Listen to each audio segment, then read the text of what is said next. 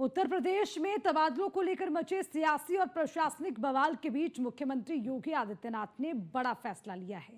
CM Yogi Adityanath ने भ्रष्टाचार के आरोपों को देखते हुए स्टाम्प और रजिस्ट्रेशन विभाग में बड़े पैमाने पर हुए तबादलों पर तत्काल प्रभाव से रोक लगा दी है। वहीं अब यूपी में मच रहे इस घमासान पर समाजवादी पार्टी के मुखिया अखिलेश यादव ने तंज कसा है। सपा मुखिया अखिलेश यादव ने इस मामले को लेकर एक्स पर पोस्ट करते हुए लिखा, जिसको ट्रांसफर में नहीं मिला हिस्सा वही राज खोल के सुना रहे हैं अपना किस्सा। रिपोर्ट देखिए। तबादलों पर एक्शन में सरकार, चौतरफा मचा हाहाकार, तत्काल रोक दी तबादला एक्सप्रेस। यूपी में तबादलों का मौसम बदल गया। यूपी में सीएम योगी ने तबादला एक्सप्रेस पर अचानक से रोक लगा दी और रोक दी तबादलों की प्रक्रिया। वन विभाग, बेसिक शिक्षा, पशुधन, स्टाम्प रजिस्ट्रेशन, कृषि सहित आधा दर्जन से अधिक सरकारी विभागों के तमाम तबादलों को रोककर तबादला सेशन को शून्य कर दिया गया। स्टाम्प और पंजीयन विभाग में भ्रष्टाचार के आरोप सामने आने के बाद हो चुके 200 तबादलों को रोक दिया गया। प्रदेश की तबादला नीति को लेकर बड़ा सवाल खड़ा हो गया है। पूरे सिस्टम पर उठे सवालों में जिन विभागों पर कड़ा एक्शन हुआ है, उनमें बेसिक शिक्षा विभाग में तबादला सूची तैयार होने के बावजूद तबादले रुके। स्वास्थ्य और आयुष विभाग में भी रोक लगी, जिससे सत्र शून्य हो गया। होम्योपैथी विभाग में शिकायतों के चलते तबादला आदेश रद्द कर दिए गए। आबकारी विभाग में भी मनमानी और दबाव की चर्चाएं जोरों पर हैं।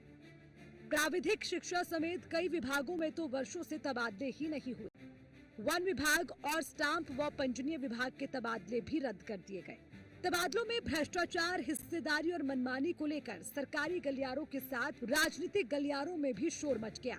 विपक्ष ने मौका लपक लिया और सड़क से लेकर सोशल मीडिया तक सरकार को घेरा। मोर्चे पर आई मायावती ने लिखा, देश के अधिकतर प्रदेशों की तरह यूपी में भी हर स्तर पर सरकारी कार्यकलापों के साथ ही विभिन्न विभागों में भ्रष्टाचार और हिस्सेदारी के आरोपों से घिरे तबादलों की अनवरत आम चर्चा वे खबरों का माननीय मुख्यमंत्री को कड़ा संज्ञान लेकर न सिर्फ भ्रष्टाचार निरोधक विजिलेंस विभाग आदि को सक्रिय करना, बल्कि समयबद्ध एसआईटी का भी गठन करके व्यवस्था में आवश्यक सुधार करना जन व देश हित में जरूरी है। सरकारी भ्रष्टाचार और अफसरों को द्वेषपूर्ण मनमानी पर यूपी सीएम जितना जल्द सख्त कदम उठाएं, उतना बेहतर। अखिलेश यादव ने लिखा, जिसको ट्रांसफर में नहीं मिला हिस्सा वही राज खोल के सुना रहे हैं किस्सा। सच तो ये है कि कई मंत्रियों ने ट्रांसफर की फाइल की फीस नहीं मिलने पर फाइल लौटा दी है। सुना तो ये था कि इंजन ईंधन की मांग करता है, पर यहाँ तो डिब्बा तक अपने ईंधन के जुगाड़ में लगा है। शिक्षक आया, उसने बताया कि उसके सामने क्या संकट है। हालांकि ट्रांसफर पोस्टिंग के बारे में आपसे बेहतर कोई नहीं जानता होगा, वो झगड़ा शुरू हो गया है। देर से स्कूल पहुंचने या जल्दी स्कूल के वापस जाने के अनेक कारण हो सकते हैं। यहाँ तक कि विद्युत आपूर्ति के बाधित होने या तकनीकी रूप से भी कभी इंटरनेट जैसी सेवाओं के सुचारू संचालन में समस्या आती है। इसलिए डिजिटल अटेंडेंस का विकल्प बिना व्यवहारिक समस्याओं के पुख्ता समाधान के संभव नहीं है, क्योंकि जब आपका इंफ्रास्ट्रक्चर ही पुअर है तो आप कैसे डिजिटली इतना साउंड करना चाहते हैं, हर चीज उसी पे ले जाना चाहते हैं। सबसे पहले अन्य सभी विभागों के प्रशासनिक मुख्यालयों में लागू किया जाए, क्योंकि जहां होना चाहिए वहां डिजिटल अटेंडेंस ही नहीं है। लागू किया जाए जिससे उच्चस्थ अधिकारियों के और जो हायर हैं अधिकारी, बड़े बड़े अधिकारी जो लागू करना चाहते हैं, उनकी अटेंडेंस कई बार चैनल बताता है, दिखाता है कि वो कितना अटेंडेंस उनकी रहती है।